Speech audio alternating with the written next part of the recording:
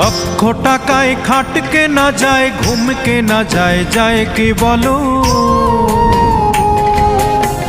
সোনার পালঙ্ক হলেই সবাই ঘুমিয়ে সুখ পায় কি বলো? লক্ষ টাকায় খাট কেনা যায়, ঘুম কেনা যায়, যায় কি বলো? সোনার পালঙ্ক হলেই সবাই ঘুমিয়ে সুখ পায় কি বলো? সোনার পালঙ্ক হলেই সবাই ঘুমিয়ে সুখ পায় কি বলো?